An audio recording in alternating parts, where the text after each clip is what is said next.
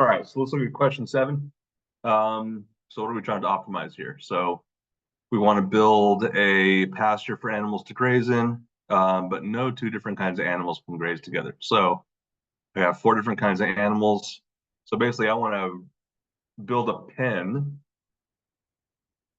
that has 4 like sub enclosures in it.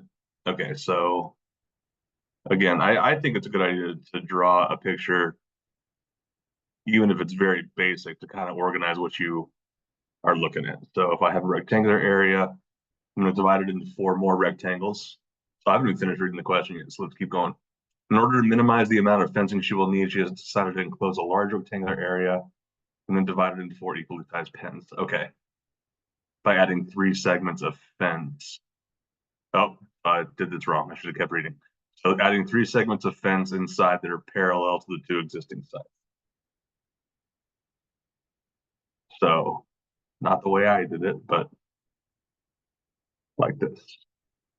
She has decided to purchase 7,500 feet of fencing. What's the maximum possible area that each of the pens will enclose? Okay, so how many variables do I have here? So I want each one of these areas to be equally large. So let's think about that. That means these 4 lengths are equal, or these 8 lengths are equal. And then these ones, the vertical members here are not going to be the same as X, but they're all going to be the same as each other. So why? So these are the dimensions of my pen. Okay. So I've drawn a picture, and one thing I want to point out here is I've drawn a picture, had to change the picture, but at no point have I even thought about what my objective is. And that's okay. I'm just trying to get a sense of what the situation is. But now I think it's about time for us to start thinking about what the objective is. So I'm going to start again looking for superlatives. I think maximum is a good indicator word that's what I'm going to optimize. In this case, that's my area. So what's the maximum possible area that each of the 4 pens will enclose? So I think I need to take all the areas at once, because I think that's going to be the easiest way to deal with the other constraints I have. So what's my area in terms of my variables? So what's the area here? So I have 4 pens, and their areas are what? The area of each pen is going to be XY. I'm going to have 4 of them. So I think my area is going to be 4XY. Or if you want to take it another way, this is a rectangle. What's the length of this rectangle? 4x. What's the width? Y. So area is 4xy. What am I constrained by? I'm constrained by the amount of fence I'm using. So I don't know if perimeter is the right word here, but I'll call it a perimeter. What's the perimeter in terms of X and Y? Well, how many X's do I have and how many Y's do I have? Looks like I have 8 X lengths and 5 Y lengths. And I want that perimeter, that distance, to add up to what? I want that to add up to 7,500 feet of fencing. So now, like usual, I have an objective function and I have a constraint equation. I would like to combine those by basically solving for a variable. So I'm going to solve for y in the constraint equation. In this case, I don't think it really matters. You could solve for one just as easily as the other. But let's do 5y equals 7,500 minus 8x.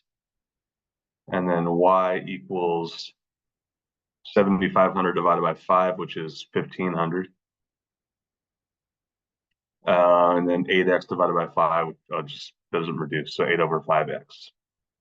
So now that I have this constraint equation, I can now combine these to make a new objective function in terms of x only. A of x is equal to 4x times 1500 minus 8 over 5x. And that's equal to, or now I can clean it up, simplify a little bit. I get 6,000x minus 32 over 5x squared. So now I have an objective function that's written in terms of a single variable. So I want to maximize that objective function that hasn't changed. Because of that, I will take a derivative. So a prime of x equals 6,000 minus 64 over 5x. I want to set that equal to 0. So what do I get when I solve here? So 64 over 5x equals 6,000.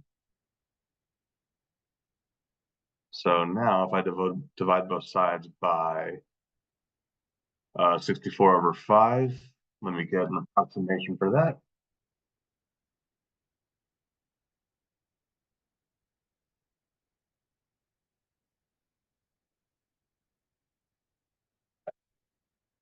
So I get the x dimension there as 468.75 feet. All right, are we done?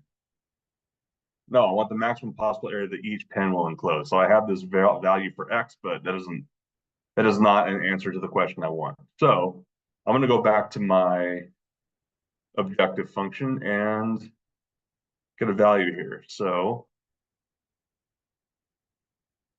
actually, I'll do this a little differently than I did last time. I'm going to use this value of x to find my dimension for y.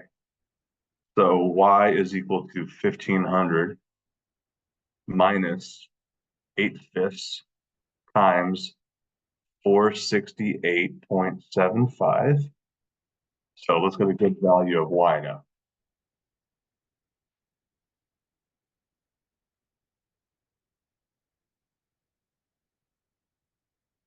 Okay, comes out to be 750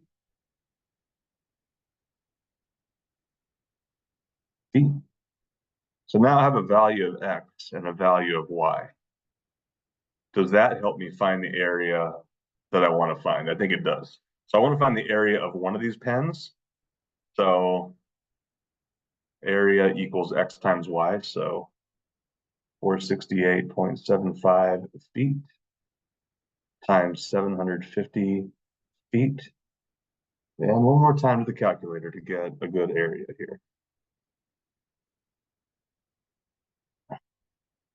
I get 351,562.5 square feet or feet squared. So this is my maximum area. Like I did with question 6, you could use the second derivative test or first derivative test to figure out, to make sure that's actually a maximum. I will leave that to you, but hopefully it makes sense how I got this number.